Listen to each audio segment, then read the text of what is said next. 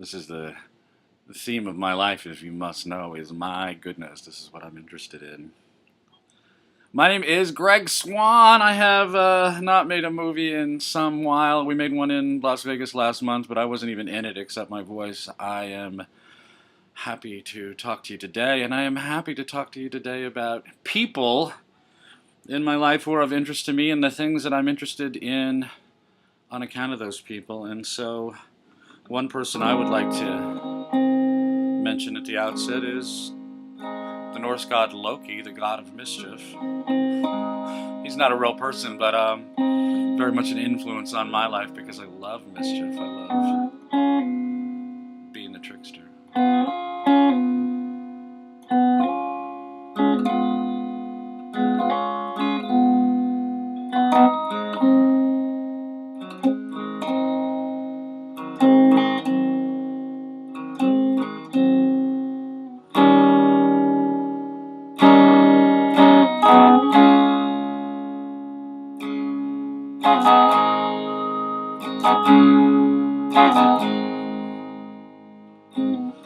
That three-act comedy structure. Establishment, complication, further complication, resolution. That's the three-act comedy structure. You find it everywhere in art. I love that structure. I love that story. And when you strip a story to its essence like that, you end up with damn few stories, because there really are only two stories that you took on the fates and lost, or you took control of your mind and won.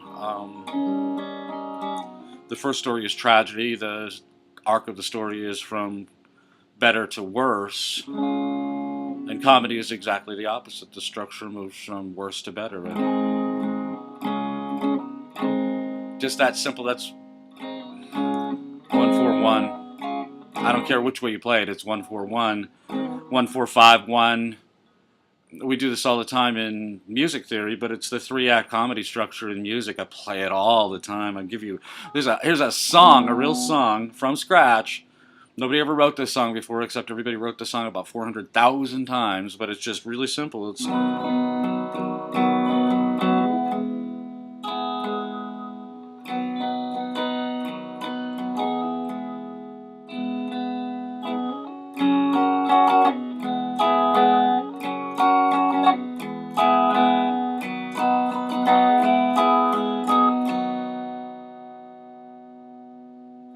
that is so much nothing.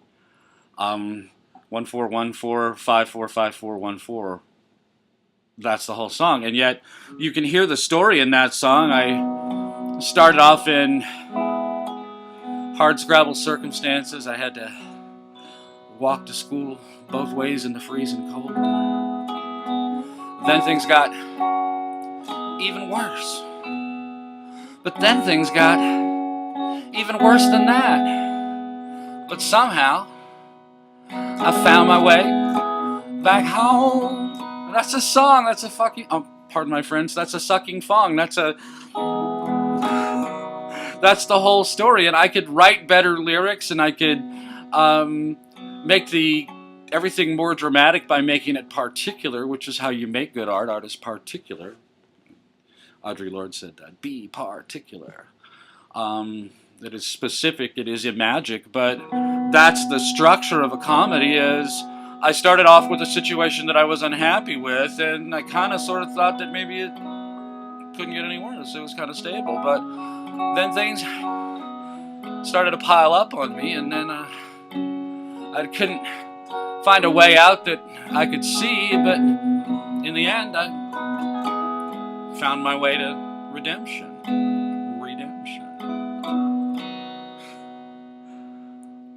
That's art. That's all that really matters in art, because the purpose of art is celebration. The purpose of art is to take a moment from your life and say, I have prospered, I have won, I am ready to take a moment to relax and to show respect for and honor for, and also to take delight in my values.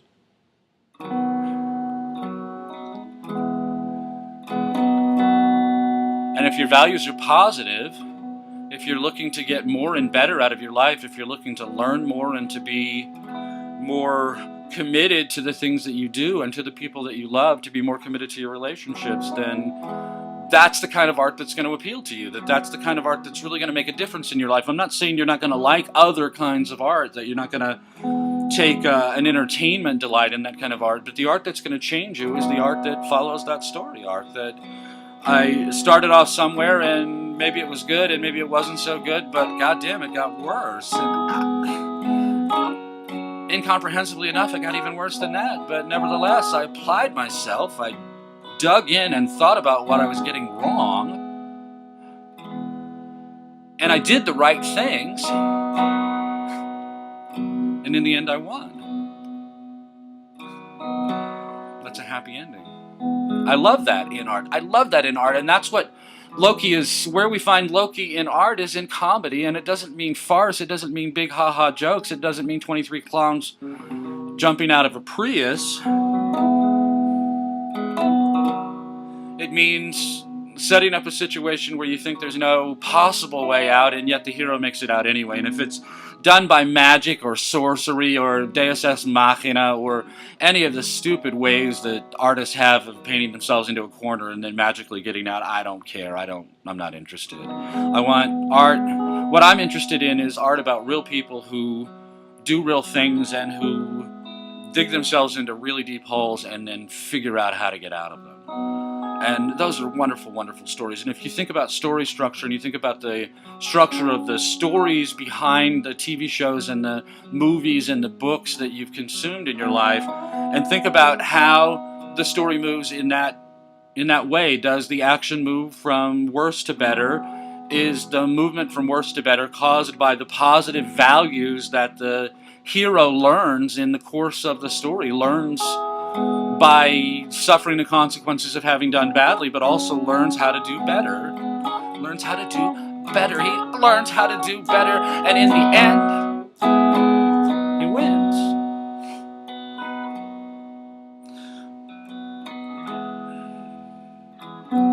So my friend Cheryl Johnson, CJ, the blog mother, the parts of Los Angeles that people live in, not the parts they make movies about, but that's where she lives. She asked me if I had posted anything of me playing the guitar, and I told her that I would when I make music. I mean, I've obviously posted a lot of videos of me playing the guitar. If you watch my older videos, you'll see me playing the guitar, and God, did I suck. And if you think I don't suck now, you're mistaken. I just suck less. Partly because I've been on the road all summer. I was most of a month in Las Vegas, and I just returned from most of a month in Orlando. And when I'm not engaged with the world and when I'm not writing, I'm playing my guitar. And the guitar I'm playing right now, I don't know if you can see it, is they call it the StratoClone. I bought this from Amazon Prime while I was in Orlando and had it shipped to me there. I paid $90 for this guitar. You can buy an $80 version of this guitar. This is a legacy clone of a Stratocaster, and if you bought a genuine Stratocaster in 1975 or so, you would have gotten a guitar of about this quality. But if you pay $1,000 for a Stratocaster now, plausibly you're getting a better guitar than this. But this is an amazingly, amazingly good guitar for $90. And I've had a month, almost a month, playing it hours a day.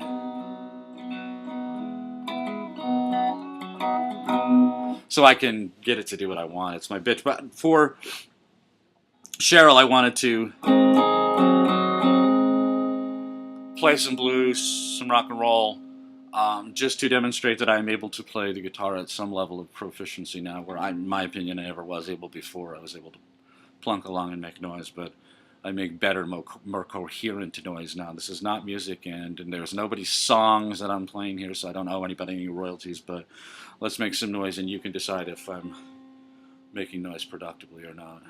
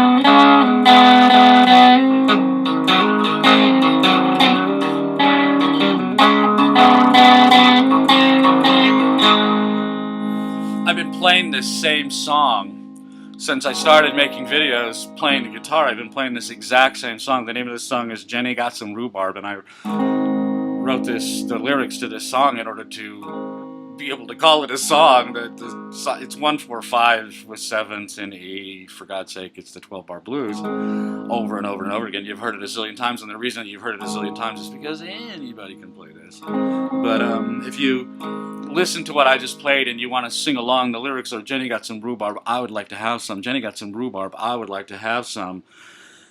Jenny got some rhubarb, I would like to have some. She got some rhubarb, I would like to have some. Jenny got some rhubarb. That's it. It doesn't need any more complicated lyrics than that because it is strictly the blues. That's what it is. This is the secret to understanding a lot of blues lyrics, is that they're just there as placeholders for the music. I believe this is half of the catalog of Jack White, and I love Jack White, but Jack White is selling you guitar music and making you think it's pop. And that's not a criticism, that's a compliment, because practically speaking, the only way to get people to appreciate great art is to package it up in a disguise. So if you're wondering, if you're listening to Jack White lyrics and you're thinking, what could that possibly mean?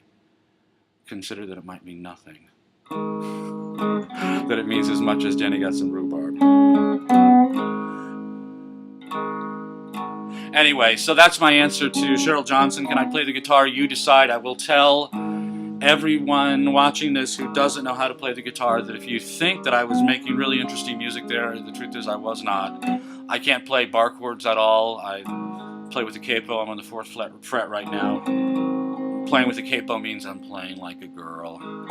This is the way all those girl folk singers play when they get on stage. They get on stage with a huge Martin D28. You can barely see the girl behind the guitar. And she's playing with a capo on the fret so that she can play in ordinary G shapes, E shapes, A shapes, D shapes. She's not going to play in C for the same reason I'm not going to play in C, because you got to play that big F if you're going to play in C, and that big F is a bar chord. I can play it, but I can't do it fast enough to make it music where I'm doing this.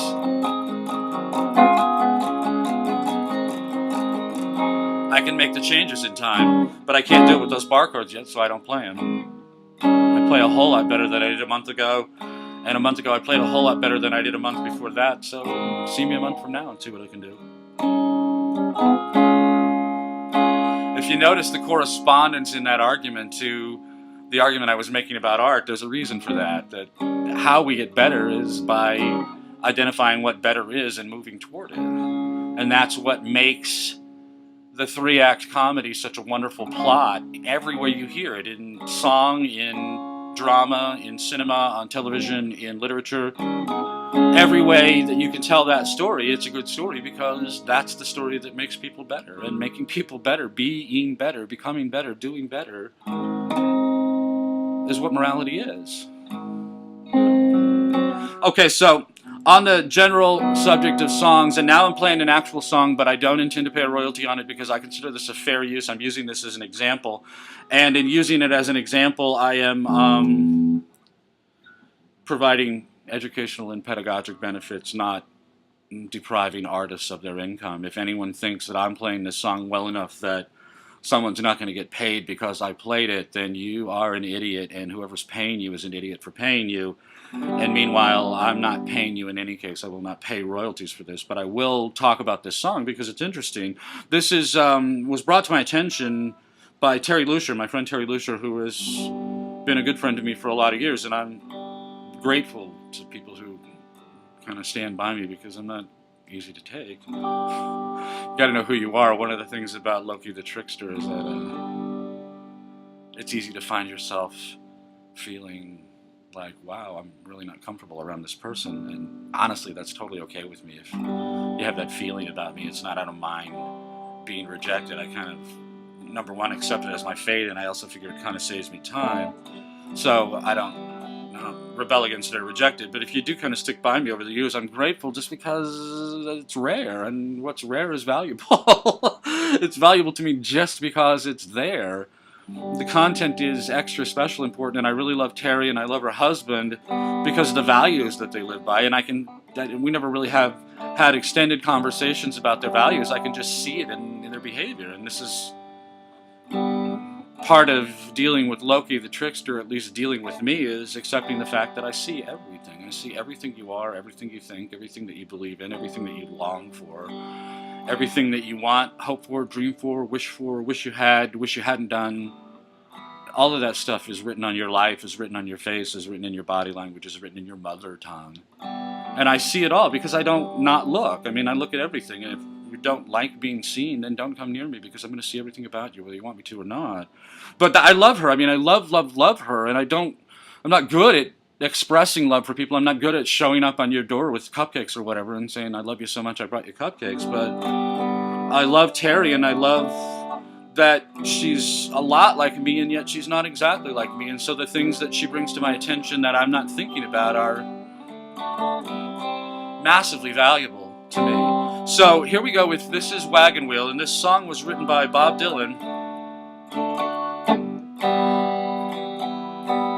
as a part of the soundtrack for the movie Pat Garrett and Billy the Kid. That soundtrack is where Knockin' on Heaven's Door comes from. One of the all-time great, amazing country rock hymns, anthems, was written as a part of the soundtrack for this movie. And Dylan was hired to write the soundtrack, and he has a minor role. He's called Alias. I've never even seen this movie. I had the soundtrack when it was released, and I spun the grooves off that thing. I listened to that forever. But there's almost no music on that soundtrack. There's maybe 7 songs total. There's a very long cycle called about Billy the Kid that these are just, it's interstitial music. I mean, that's what movie music really is interstitial in between the scenes, when we're moving from one scene to the other, or when we're illustrating a montage or something like that. That's where you're going to get music in a movie. And so that was the music that Dylan wrote, was basically the interstitial stuff for this movie. But he also wrote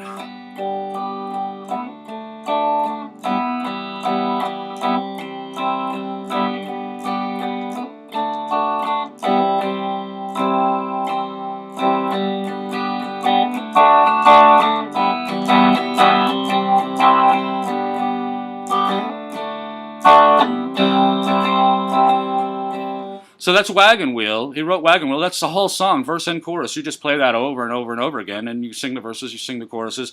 You double the tempo, I suppose, or something like that on the choruses, but that's it. I mean, that's the whole song, and it's 1-5-4 really, but it's 1-5-4 with a 6 minor. That's it. So if you're a guitar player and you know music theory, there it is, a 6 minor, and then we're back to the 4. 1, 5, 6 minor, 4, 1, 5, 4, 4. That's it.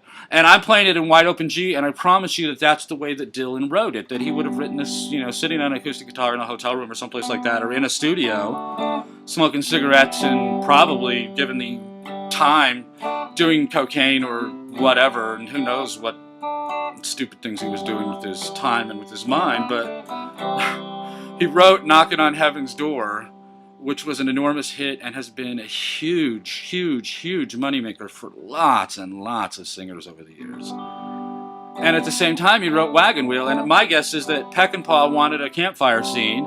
Wagon Wheel is such a great campfire song, but he wanted a campfire song and then cut the scene, and so Dylan never finished the song. And that's the literal truth, is that Dylan never finished this song. Forever, for years. He just left it. There were bootlegs of it around. They ended up on bootleg albums, and the people from Old Crow Medicine Show heard one of the bootlegs, and I can't think of the person who wrote the lyrics, but one of the boys in Old Crow Medicine Show took this song and took Dylan's chorus and flipped the way that Dylan wrote the chorus, and then wrote verses for the song, basically using the structure that Dylan had invented and thrown away. And so Old Crow Medicine Show basically built their career on this song, Wagon Wheel. I'm not taking anything away from them either. They are amazing. If you like Newgrass, they are fantastic. But this song they owe to Bob Dylan, and it was a reject. It was a song that Bob Dylan rejected. He had everything he needed to record a song. I mean, all he had to do was write a few verses of lyrics or whatever, but, for the campfire, they could have just said, "Dock me around like that," and just sang it like that, just the chorus over and over again, for a campfire scene, and it would have been perfect. It would have been fine. Instead, Old Crow Medicine Show wrote new lyrics and did a new arrangement of the song and had, good results with the song as a Newgrass song, as an alt country song. And so they took it as far as they could get it. And three cheers for them. And like I said, it made their career. Darius Rucker has covered the song recently and turned it into a huge country hit. And so, what kind of an amazing singer is Bob Dylan? What kind of an amazing songwriter is Bob Dylan that he could write this song 30 years ago and throw it away, and suddenly it's a radio hit now? Just amazing. So I'm on the 4th fret now. When I was playing before, I was playing in wide open G, and I'm on the 4th fret now. And this is not the way that Darius Rucker plays it, but I like it this way. That E is way out. That E sounds terrible. Is that better? That's better. So I'm on the 4th fret of this guitar, and if I play it here,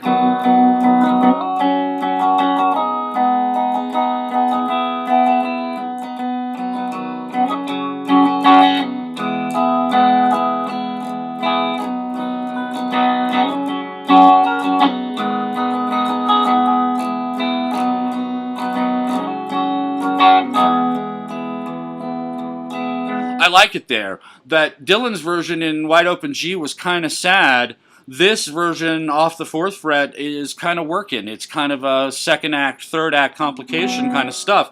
The way that Darius Rucker plays it and the way that Old Crow Medicine Show plays it is just off the 2nd string. And so this is basically the Dylan song in G reflected in A instead, only it sounds better, in my opinion, with the capo than it does playing it in wide open A. So this is the way that Darius Rucker plays it, and the way that Old Crow plays it, and the way that it sounds happiest.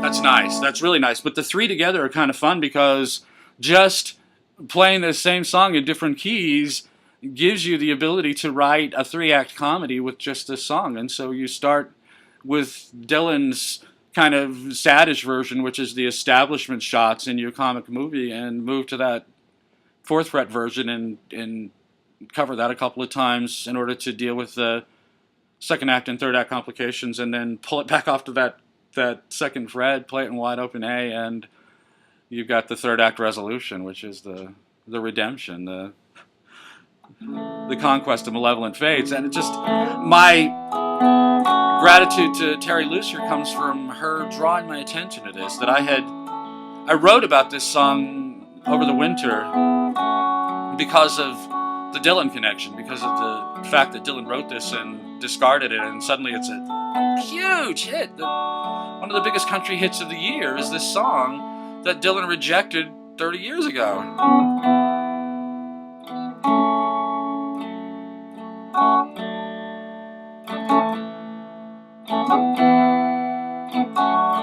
And Terry got me to listen to it while I was in Orlando, and I really listened to it, and I started to play it.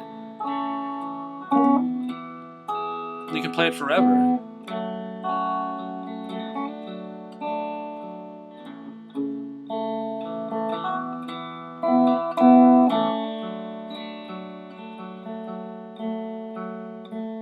I play that 12-bar blues through and through, again and again and again. I play the song Jolene, the Dolly Parton song. Dolly Parton wrote it. It's wonderful. Jolene is nothing.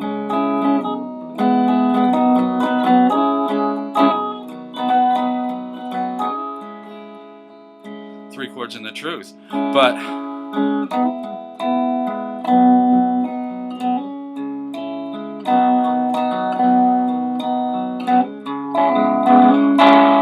can play those 3 chords forever, and it's always beautiful, and it's hard. I mean, Jolene is hard.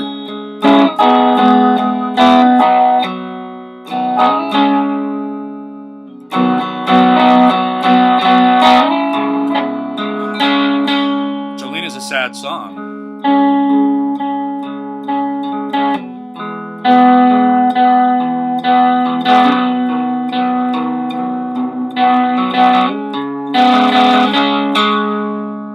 But even so, it just kills. Good God, it kills. And now I owe for another song. Jolene is used as a practical example in a discussion of how song structure expresses comedy and tragedy just as much as prose can do. And so I'm using it as an example, and therefore I don't owe royalties. And if anybody wants to pay for Jolene, do pay for it, but don't pay me. And make sure that Dolly Parton gets paid, because God, this is an amazing song. It's 3 chords and the truth. It is so simple, and it is so perfect. So this is my gift from Terry Lucier in Orlando, was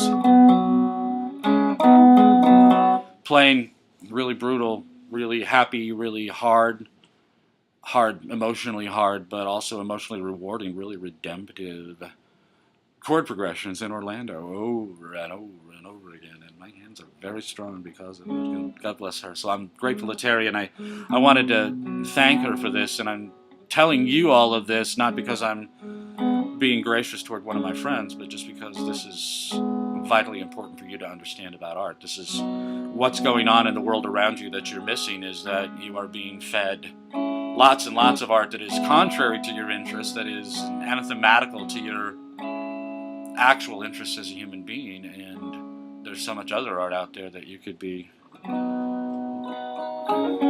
taking in instead. And if you do, then your life will improve.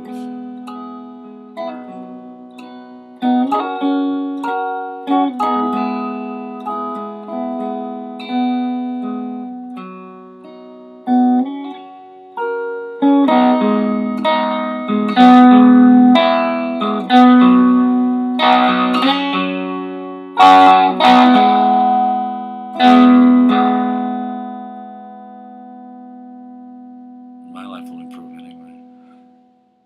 That's the Loki in me, is that this thing talks for me. I'm talking to you face to face, voice to voice, mind to mind. And when I write, I'm trying desperately to pry my way into your mind and find a home there and stay there forever. I want to be in your head forever. But this is another way for me to have these conversations with you, or at least to have these conversations in my own behalf. It's a way for me to talk. It speaks to me, if not to you, if not to anyone else. I am grateful to Judah Hoover, who I owe lots of interesting answers to interesting questions, but I'm grateful to him for asking the questions. We'll come back to this because it's a matter of real frustration for me, but I'm grateful to Judah Hoover for noticing that I'm saying shit that nobody else says, and asking questions, asking intelligent, prescient questions that imply that he is paying attention to what I'm saying, and that I'm connecting with him. So in the same respect, I want to salute the experience I had with Socrates in Orlando. Socrates is Dan Michael Triblick. I don't even know how to pronounce his last name, and I don't want to out him to the Pecksniffs and Pennywaises and Martinets who run our government, the NSA spies who sniff everybody's underwear except their own. But I was deeply, deeply gratified to the time that I got to spend with him. I feel like I really connected with him, and I was able to communicate with him in a way that is vitally important to me. The only way I like to communicate, what I want to do with people, is what I'm doing with you right now. I'm staring right into your eyes. I'm making that brutal, inescapable, that piercing eye contact. I have knitting needles in my eyes, and I'm poking them into yours. And that's the way I want to talk to people. And doing this by video is the ideal way to do this, because I'm here and yet I'm not here. I'm right there in your mind, and yet you can run away at any time. All you have to do is hit the stop button, click away, and I'm gone. But if you don't do that, if you listen to me instead, if you really listen to what I say, I'm going to say things that you've never heard before, and I'm going to help you do things that you never thought you could do. What do you want from life? I'm not doing what I really want. This is something that I'm going to talk about in due course, because I think it's funny. This is not what I really want to do. What a loser statement. You know, that's like, you want, if you think about the idea that I make about the morality of the number line, that if you're doing something that is of positive benefit to you, if you are pursuing your values in a productive way, then you should be moving the marker of yourself on that imaginary number line. You should be moving it rightward. +1, +2, +5, +3, +7, +9, +2, +1, +1, +1. It doesn't matter. Every positive act, no matter how small, should be moving you rightward on that number line, where every negative act is going to be moving you leftward. But if you say, this is not what I really want to do, I'm not doing what I really want to do, I'm just doing this for now, what I really want to do is something else, this is like an infinite loop to the negative. You think, okay, I'm not doing what I really want to do, that's -1, and what I am doing is not what I really want to do, so that's a waste of time, so that's -2. Oh, -2, that's not so bad. No. No. You are in a cognitive dissonance loop. I'm not doing what I really want to do. What I really want to do is not what I'm doing. I'm not really doing what I really want to do. What I really want to do is not what I'm doing. -1, -1, -2, -2, -2, -2, -2, -2, ad infinitum. Forever.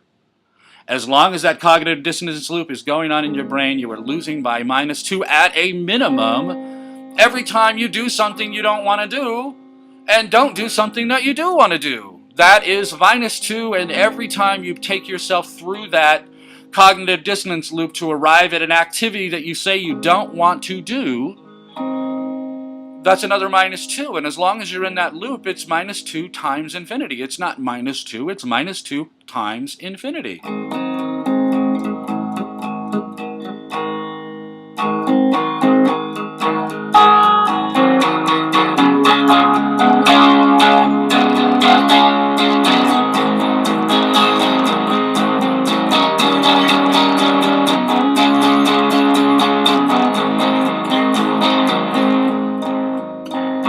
What you want to do is what you're really doing. That if you want to know what it is that you really want to do, what you need to do is look at what you're doing. What you want to do is what you're doing.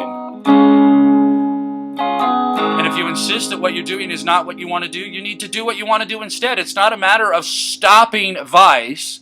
What I'm doing is wrong. If it's wrong, then it's a vice. That's what a vice is doing what I know is wrong. If what I'm doing is not what I want to do, then what I'm doing is essentially vicious because I'm engaged in self-destructive behavior. I'm destroying myself. But it's not sufficient just to stop doing that. What's necessary is to do what you actually want to do instead. That's what you need to do. And so if you're really not doing what you want to do, stop what you're doing and do what you want to do. Don't just stop what you're doing. Stop what you're doing and do what you want to do. This is so fucking obvious. No, it's so fucking obvious. I don't know how to do this. I would really like to take care of my Christian friends who think the magic is in the sound, and so I would like to leave the ugly sounds that they don't like out, and the easy way to do that is to swap the syllables around, because I can...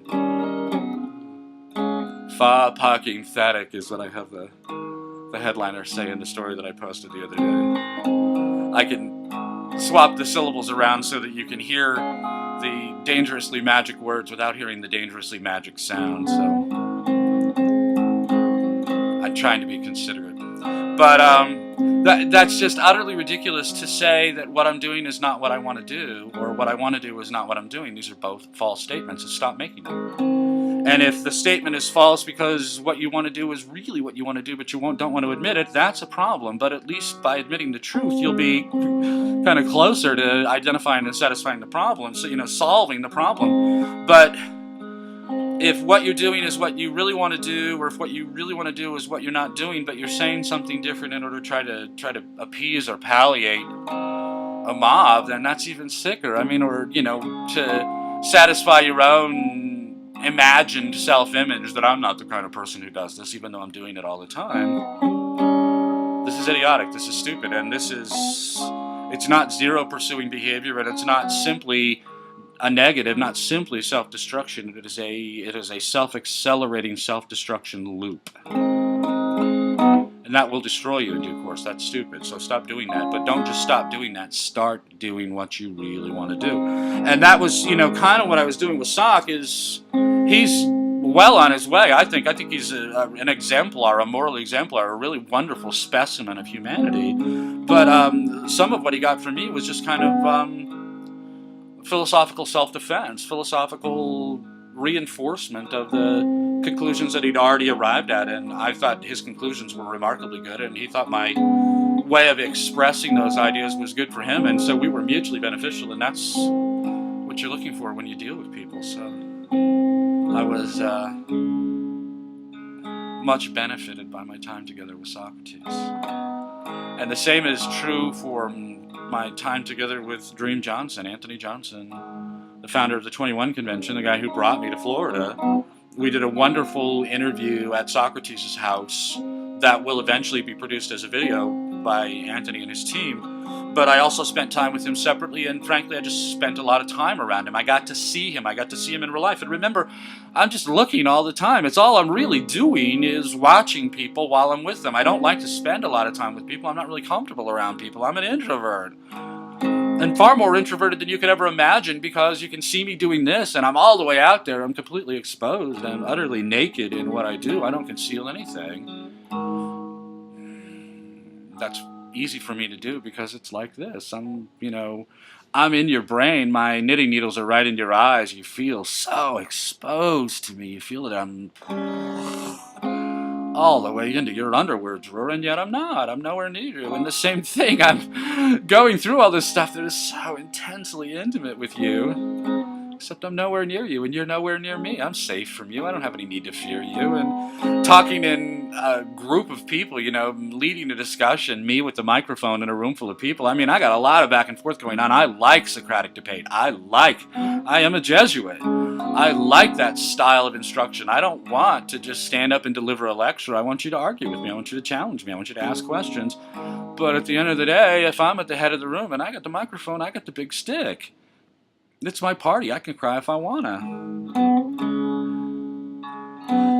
So that is also kind of a distant way of being intimate, and yet I want to be intimate with you. I want to be intimate with people like Socrates. I want to be intimate with people like Dream Johnson, because if we get down to the bone, we'll all learn a lot. And we'll all learn how to be better. And what is art for except to help you learn how to get better? So here's my deal for Dream. He brought me down there, flew me in, flew me out. I paid my own ground expenses, but I couldn't have done it without him. That financial support that he provided made it possible for me to go to Orlando. I pulled good essays out of there. I may yet pull good books out of there. I learned how to play this StratoClone to the point that it just thrills me. Whether it thrills you or not is your problem, but I'm all over it. This thing is like sex for me. It was a lot less lonely this trip just because of humping this guitar all the time. But my offer for Anthony is getting married. I get to officiate at the wedding. This is a source of huge delight for me. In the book Sun City, I disclosed this fact to characters. Willie discloses this fact to characters in the book because that was when Anthony told me that he wanted me to officiate at the wedding. I could not be prouder of this. If I buttoned my shirt, my buttons would be busting. So I'm delighted to be able to do this, but I also want to give Anthony and Marilee a wedding gift, and I am nothing but stone soup. I'm broke. I owe money every which way. I am the most impoverished person you know, plausibly. Which strikes me as being really insane, but I consider it a correctable nuisance, so it'll take care of itself. When I get the work right, there won't be any problem. But it occurred to me that I was thinking last week that I wanted to write essays about marriage and family, about marital commitment, fidelity, monogamy, just pure commitment, the idea of commitment, but also commitment as expressed in everyday life and commitment as expressed in the bedroom and all of that stuff. I think monogamy, marital commitment, I think strong marriages is what makes strong people. That if you're looking for the art that will make you better, I can make suggestions, but if you're looking for the activity in your real life that will make you better, being married, being a moral exemplar for your spouse and for your children, this is what will make you better. One of the things that I said to the boys, and I keep saying everywhere, is choose admirably. 2 words, choose admirably. If you just think in those terms, every time you're at an inflection point, every time you have to make a decision, if you think choose admirably, and you only make the admirable choice,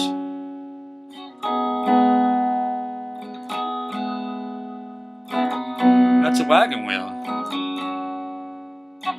So my idea for Anthony is that if he wants, I would like to produce videos instead of writing this as essays that no one will ever read, because no one reads and no one has time to read, but no one reads anyway. Let's do them as videos, and I would like to do a number, and I don't want to put a number on it, because as soon as I put a number on it, then it's going to smell like a job to me, and I hate jobs. But to do, 3 or 4 or 8 or 10 videos on aspects of marital commitment and why a committed, romantic, monogamous, storgic love is ontologically consonant to human beings. Why this is the most appropriate way that human beings can express their, not just their sexuality, but everything about them. The highest, deepest, most satisfying, most honorable, most enduring, most valuable, most memorable, and most deeply missed when it's over relationship that you can have with another person is your marriage. And if you're not headed for that kind of deeply storgic, loving marriage, then you're making a mistake. And I want to talk about that mistake. I want to talk frankly about marriage, sex, and family with young people, to talk to them about how they can get it right and what they might possibly be getting wrong now. But I'm not really interested in what you're doing wrong. I'm not interested in what you don't want to do. I'm interested in talking about what you might want to do instead, how you might have a better, happier life if you change your approach to, first to romance, but then later to love and to fidelity and to security and ultimately to children and to your family life together after the children are gone and your life from here to the grave. How to maximize your potential from adulthood to the grave? The answer is marriage and family. That is the answer, and I'd like to talk about that, and I'd like to do that. There are going to be videos like this, Anthony. That's just the way I am. I'm going to sit somewhere, either in my home where I am now, or in some hotel room somewhere, or maybe on Imperial Beach, I don't know where, but sit and look straight into the camera and talk directly into the eyes of the victim, the patron, the person who made the mistake of letting me stick my knitting needles in their eyes. But if you want to do it, I will punch out this content and then send it to you, and then you can cut it and re-edit it any way you want, and that it would be my marital gift to you and Mary Lee. My wedding gift would be lots and lots of free content that I want you to sell. And what's in it for me? I want you to sell it. I want you to promote my ideas. But the fact of the matter is you do promote my ideas, and I am deeply, deeply, you cannot measure my gratitude that I am living in this world where I have unbelievably good ideas, better ideas than anybody, ideas that nobody is talking about. Nobody talks about the stuff that I talk about. And the curse of that is that nobody talks about the stuff that I talk about. And so that's where I'm headed with this movie. We're headed for the end of this. I'm like 45 minutes already, so God help me, I may finish in less than an hour. But I wanted to talk about you, because I'm annoyed with you. I'm disappointed in you. I am feeling like I'm not getting what I deserve from you. I am bitching about our relationship, that you and I have this secret relationship that only you know about, and yet you're not holding up your end. I'm not happy about that. That the fact of the matter is I say things that you've never heard before, and whether you agree with what I say or disagree with what I say, what you don't get to say is nothing. You don't get to sit with me for 45 mucking minutes. See, I did it. You don't get to sit with me for 45 mucking minutes and then tell the world that you're indifferent to what I have to say. That's absurd. It cannot possibly be so. What you're doing is what you want to do. And if you are listening to me, you are listening to me because you want to listen to me. This is obvious. This is truth. This is not something that we can dispute. What you're doing is what you want to do. And if you want to listen to me, then for God's sake, why aren't you talking about me? I don't care if you go onto Facebook or onto YouTube or onto your weblog or onto the Daily Kos or the Huffington Post and tell the world what a psycho I am, what an idiot I am, what a loser I am, what a dangerous force, what a threat to democracy I am. I don't believe I'm any of those things, but if you do, say so. And if you don't,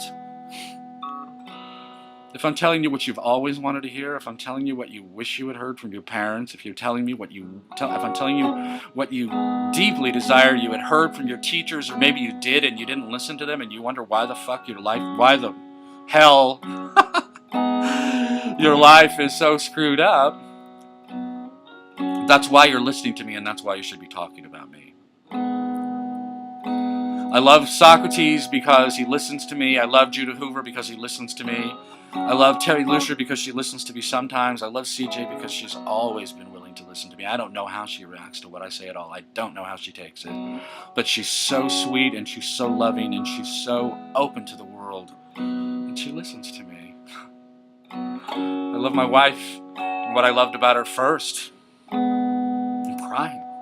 What I loved about her first before anything was that she listened to me.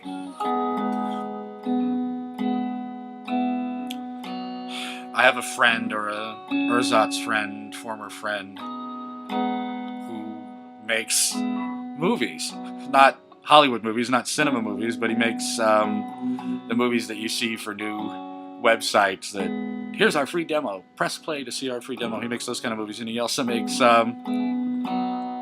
jacket blurbs, I don't know what you call them, trailers for books, book trailers, which I think is really funny that we make a trailer for a movie to show you the best 90 seconds of a movie, because when you plop down your $15 to actually see the movie, it won't be anything like that, but the trailer was rocking, and the trailers for the movies to come are going to be really good too, so even though you wasted your $15 seeing Wolverine, whatever it was that was just in the theaters now, nevertheless, the trailers were amazing, and when you go to see those movies, they're going to disappoint you, but don't worry, the trailers will be great. So that's my take on a book trailer, that what a book trailer is an opportunity to be disappointed by the book, but don't worry, you're just going to buy it, you're not going to read it anyway, so it's safe, but you saw the trailer, and now you know what to discuss with other people, because all they did was look at the trailer too. In any case, I have this friend who makes book trailers, and at the same time, he yells at me for not living my life his way, and at the same time, he swears that I'm some kind of great artist, a huge visionary. He listens to me halfway, but he doesn't do anything about it. And so the question I get from people all the time is, why don't you do things my way? Or why don't you do things this other way? Or why don't you do this? Why don't you do that? Why don't you kiss my ass really long and really hard? And if you do, maybe I will pretend to read your book and never actually read it. Why don't I do that? Because I'm doing what I want to do instead. That's why I'm doing what I want to do. I'm not doing what I don't want to do. Why don't you do what you don't want to do? Greg, you're eager for success. You're dying to have your message heard by millions and millions of people. You know that if people heard your message, they would live better lives, better, happier, more productive, more satisfying lives. That when they got to the end of their life, we're all going to die someday. We understand that. But when they're there on the deathbed, they would say, God damn it, I'm so glad I listened to Greg Swann, because choose admirably. Love yourself. Be who you are. Do what you want. Have what you love. I internalized those memes, and they made all the difference.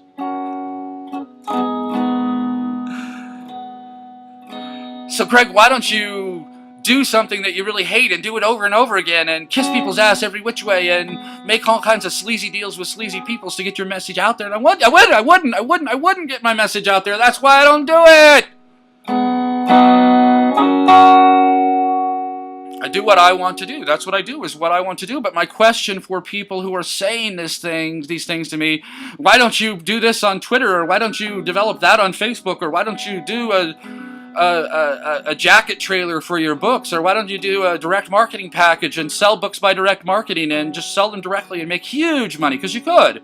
You take a book line like Sun City, you could easily generate a list of people living in active adult communities and dog lovers. These are 2 target markets for that book. And send a DM package to those people and sell the book at $10 a pop, a trade paperback, and the net profit on that book is probably going to be around $7.50. And my deal is, make me an offer.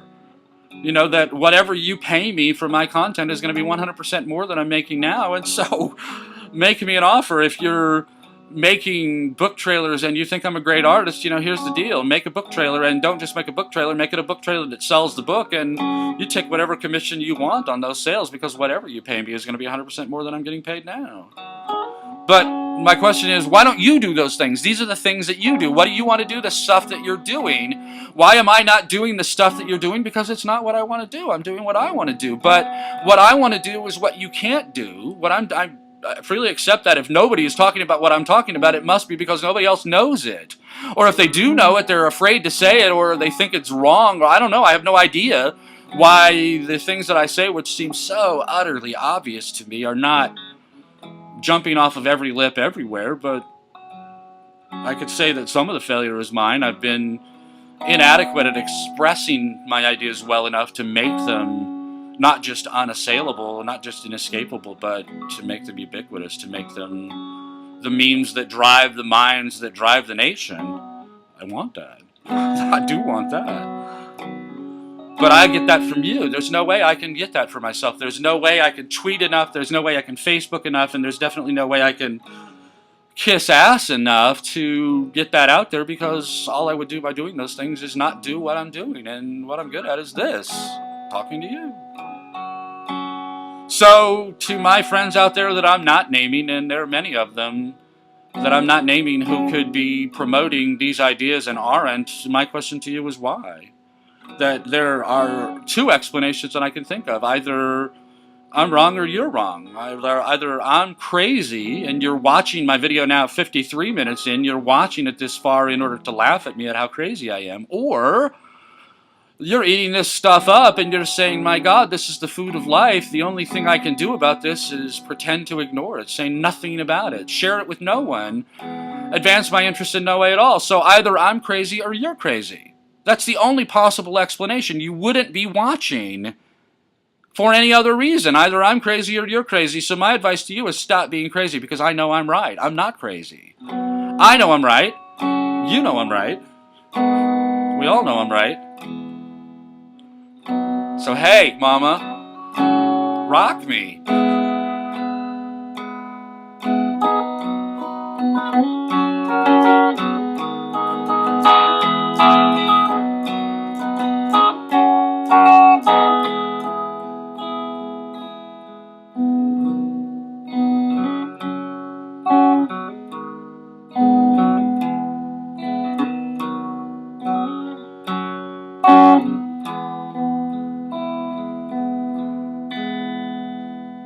If you have a question for me, ask it. If there's something that I've not been clear about that you think that I could clarify in a way that would help you do better with your life, then send me mail. But tell the people that you love about the things that I'm talking about.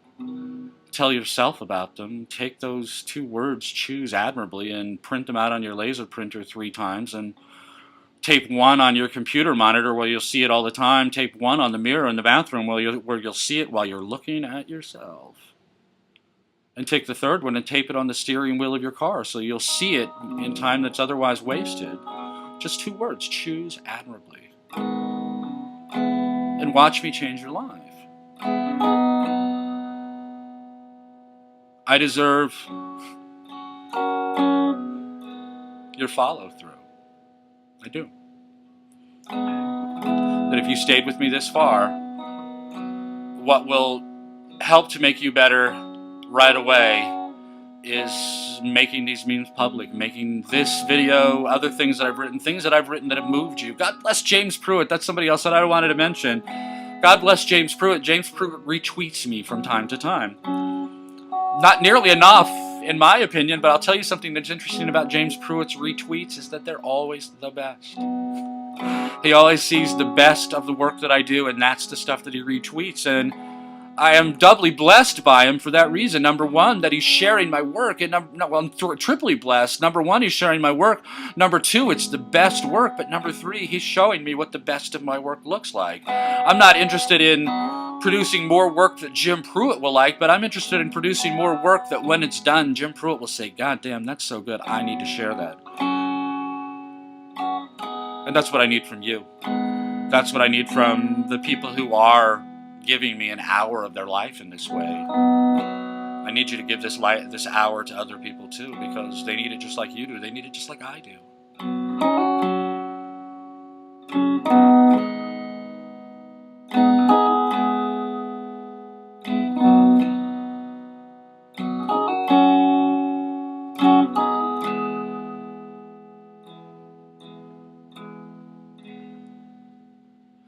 So that's me. between Orlando and San Ysidro. I will be in San Ysidro starting the 6th of September, and I'll be there till the 29th. I have many friends in the San Diego area, and if you want to see me while I'm there, raise your hand.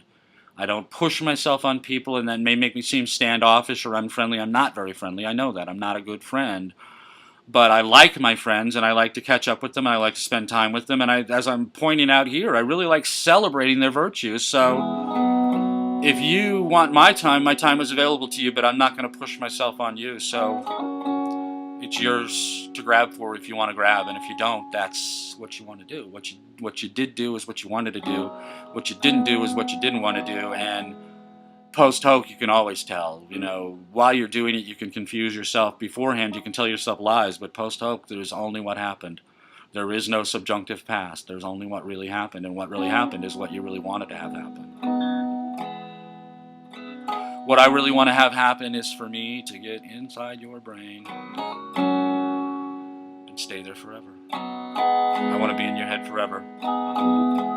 My name is Greg Swann. I run a site called selfadoration.com, to which you are commended. I wrote a book called Man Alive, a survival manual for the human mind, and I entreat you to read it. I've written other books since then. Some are available for free on my site, some are available for pay at Amazon.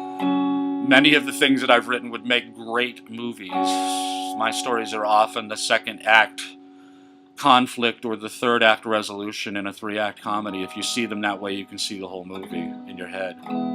But my real deal is I want to get in your head. One way or another, I want to get in your head, and I want to change what's in there. I love what you can become, and I'm willing to do what I can to help you become it. And this is how I'll do it, because this is what I do, and this is what I want to do. Bless you. Thank you so much for your time. Have a wonderful, wonderful day. Have a wonderful week. Have a wonderful life. It's yours to have. Whatever you want is yours to have. All you have to do is go get it. Set your sights on what you want and get it. And I will help to the extent that I can tell you how to do that stuff better. But I'll help also just by giving you great 3-act comedic art in which we end on a happy note. Bless you. Thank you. Have a great day.